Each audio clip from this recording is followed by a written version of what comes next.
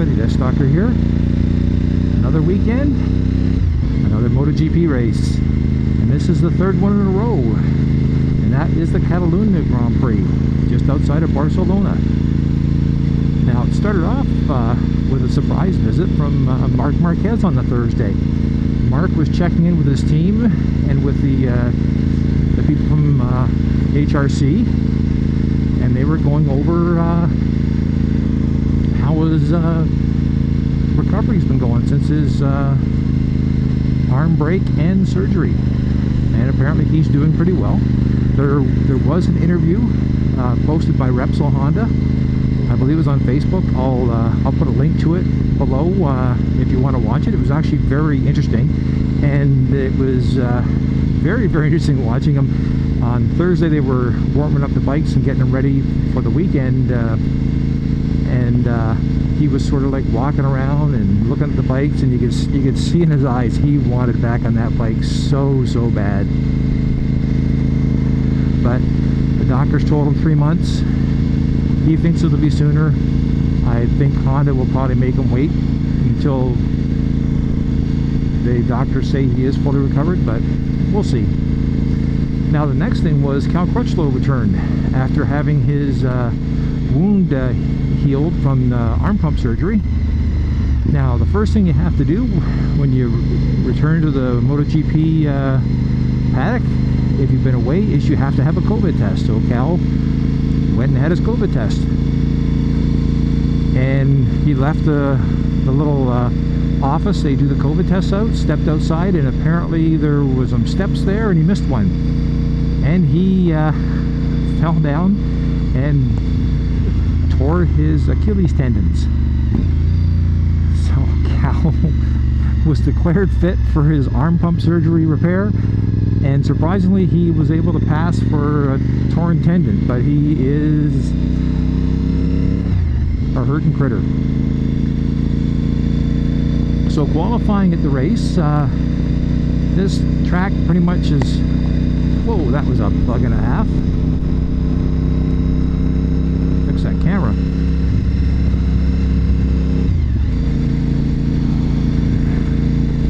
So anyways, let's just push this up again. Yeah, that I think took a really good hit. Alright, put the camera down and we'll continue on. Now, hopefully I got all the bug guts from that. So this track has always been known to be a track that suits the Yamahas very well, and there was no question about it. All the top 4 places in the track in qualifying were taken by Yamahas. Hondas, like without Marc Marquez and everyone being hurt and rookies and whatnot, they were nowhere to be seen. KTM admitted going in here that their bike was not suited for this track, and they're just hoping to learn and get more data for next season. Now for Suzuki, Alex Rins is actually starting to feel a little bit better after having his shoulder dislocated in the first race of the season. It's been a long recovery. The damage done to his shoulder was very extensive, but he had qualified way down, I believe, in 13th place, so he was not expected to do all that well. And Joan Mir didn't qualify very well, but he had done okay, all things considering. Now Dovey, who's the current leader in the championship, had a horrible qualifying. He was 17th. Cal Crutchlow, tried really hard but wasn't able to get into Q1, so he qualified quite a ways down. So it wasn't looking very good. Jack Miller was one of the best Ducatis on the circuit, and I believe he was in the second row. Okay. And Bagnaia didn't qualify very well, so he was quite a ways back. So the real question was, it was going to be the 4 Yamahas and maybe Jack Miller fighting into the first turn. Now on Friday, Valentino Rossi announced that he is signing a 1-year contract with Petronas Yamaha as a full factory supported rider. They had a press conference. I'll put a link in here if you want to watch the whole thing. But essentially, Valentino will be back next season with Franco Morbidelli as his teammate. Pecco Bagnaia is, or sorry, not Pecco, Fabio Quartararo is going to take Rossi's seat on the factory Yamaha team.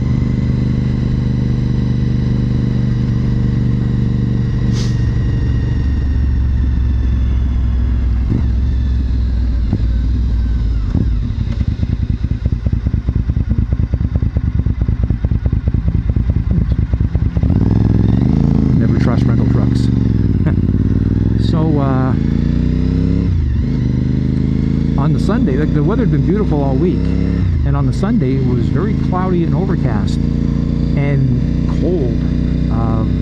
The track temperature, to give you an idea, was 21 Celsius, about 70 degrees Fahrenheit, which, you know, that's the asphalt temperature, which is very cold for Grand Prix racing. Normally track temperatures in around 30 Celsius.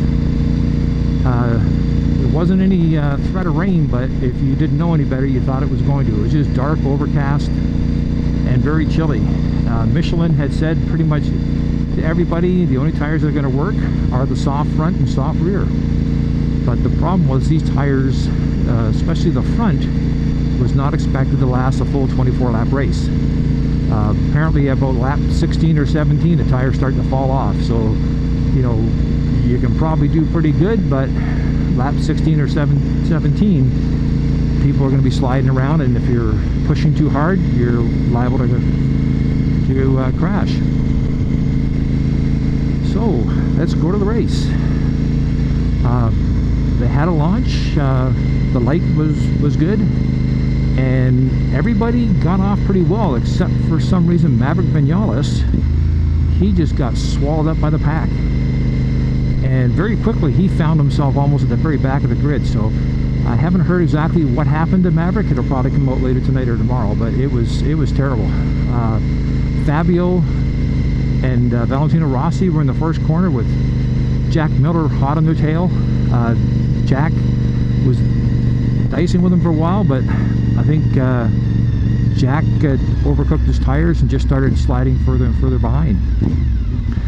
Now Franco Morbidelli was leading the pack, and it was starting to look like the last race where he just checked out and no one was able to keep up with him. But Valentino was following him quite well. Now in the first corner, Dovi, who was 17th on the grid, had managed to get himself up to 7th place going into the first turn, and looked like he was going to try to be very competitive.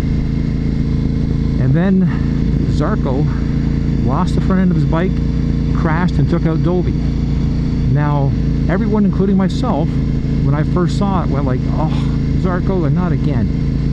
And when they showed the slow motion replay, you saw that Dovi's teammate, Benito Petrucci, had clipped the back wheel of the KTM in front of him. And when he did that, the back end of his bike just kicked a little bit to the side, which is what scared the crap out of Zarco, and rightly so, because I've been there. So Zarco either closed the throttle a bit or touched the brake and went down. So although Zarco was the one who took Dovi out, it was really Benito Petrucci who was the one who was the instigator of the whole problem. Now Dovi, of course, who was leading the championship, I think is now 4th in the championship. So he's very unhappy, and rightfully so. No one likes to get taken out through no fault of their own due to a crash.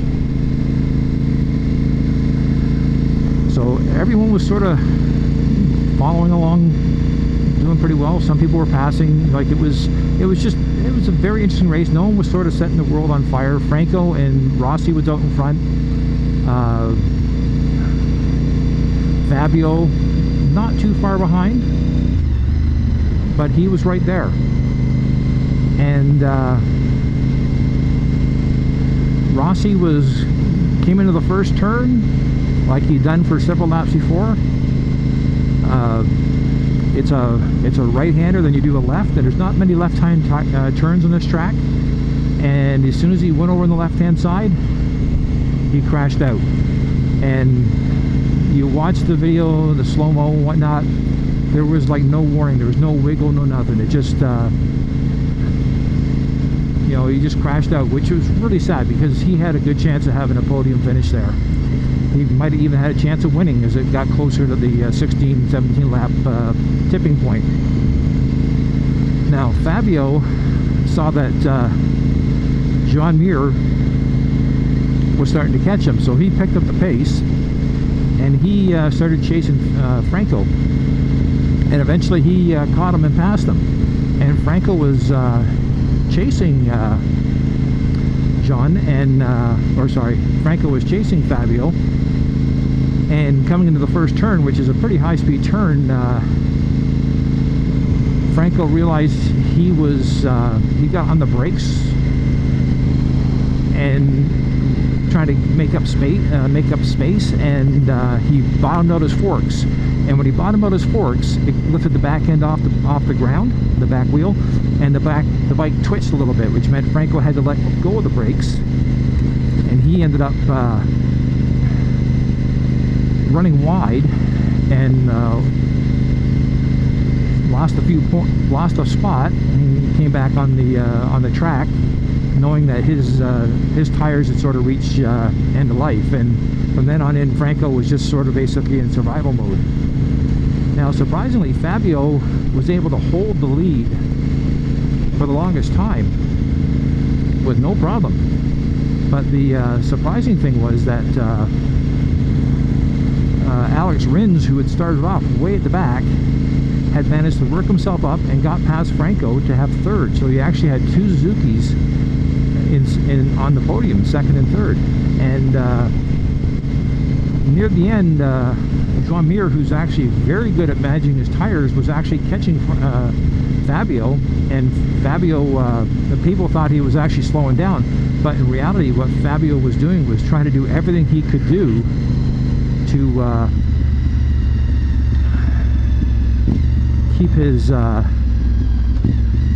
lead. And when he actually pulled into the paddock after winning the race, he said like his rear tire was absolutely toast. So he was happy getting a win, because if you notice, he hasn't been on the podium in the last 5 races, so he's been quite... Oh, they tarred and chipped this road again. Oh. So he was you know, just quite happy to get the podium again, considering how his bad his season's been going since his first 2 wins. John Muir, that's a second race in a row now he's been on the podium, and I think he pretty well knows it's only a matter of time before he gets his win. Alex Rins absolutely thrilled getting the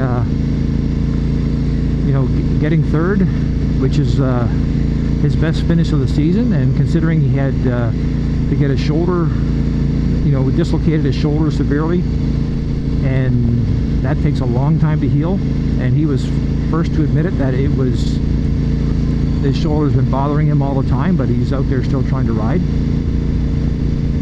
So he was quite thrilled. Now Fabio, of course, is back in the championship. I believe he's leading by about 8 points, but there's still 4 guys all within 1 race win of him easily. So he knows the championship isn't tied up. Now they have next weekend off, and the weekend after that they are going to Le Mans for a race, and that'll be interesting because they're going to be racing in October, and they don't normally race there, so the temperature is going to be a real issue. So we'll have to see what happens. So that's the end of this MotoGP race. We're at the halfway point. It's still anybody's championship. And I can't wait for the next one. DeathsStalker signing off.